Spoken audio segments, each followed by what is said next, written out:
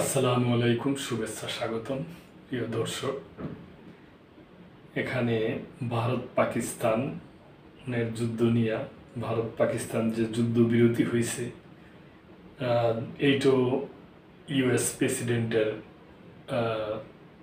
তৎপরতাই এবং ওনার কৌশলেই এইটা মানে হয়েছে কোট আনকোট। ওই ব্যাপারেই আমাদের দেশের প্রধান উপদেষ্টা ডক্টর মোহাম্মদ ইউনূস সাধুবাদ জানাইছে।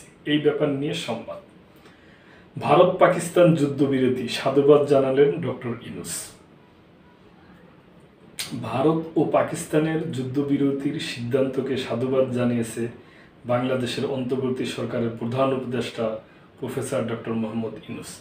প্রিয় দর্শক, আমি মনে করি এটা আমাদের প্রধান উপদেষ্টা খুবই ভালো সিদ্ধান্ত এবং খুবই ভালো সময় উপযোগী কাজ করছে। তার কারণ ইন্ডিয়া আমাদের পার্শ্ববর্তী দেশ, সীমান্তবর্তী দেশ, আমাদের প্রতিবেশী মানে পাকিস্তান ঠিক তাই।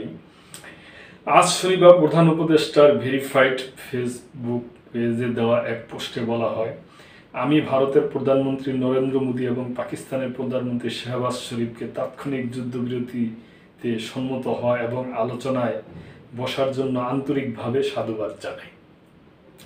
প্রধান উপদেষ্টা বলেন, পাশাপাশি যুক্তরাষ্ট্রের প্রেসিডেন্ট ডোনাল্ড ট্রাম্প এবং পররাষ্ট্রমন্ত্রী মার্কো রুবিওর কার্যকর মধ্যস্থতার জন্য গভীর কৃতজ্ঞতা প্রকাশ করি। দর্শক, এটা আমার মতেও যে ডোনাল্ড ট্রাম্প উনি প্রেসিডেন্ট হিসাবে আমার ব্যক্তিগত এটা অবজারভেশন যে উনি একজন শান্তিপ্রিয় মানুষ, উনি যুদ্ধ চায় না।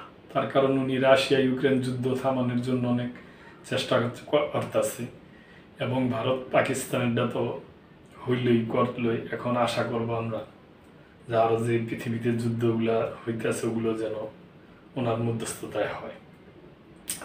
ডক্টর ইউনূস এও বলেন, বাংলাদেশ দুই প্রতিবেশী দেশের মধ্যে মতপার্থক্য কূটনীতিকভাবে সমাধানের প্রচেষ্টায় সর্বদা সমর্থন দিয়ে যাবে।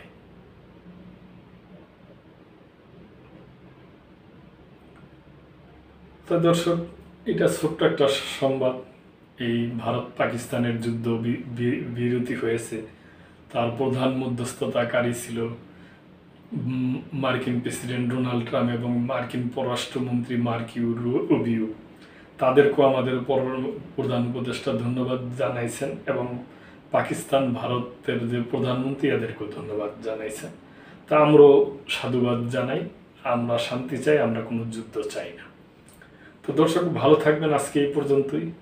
সাবস্ক্রাইব করে, লাইক, কমেন্ট, শেয়ার করে চ্যানেলটির পাশেই থাকবেন। আল্লাহ হাফেজ।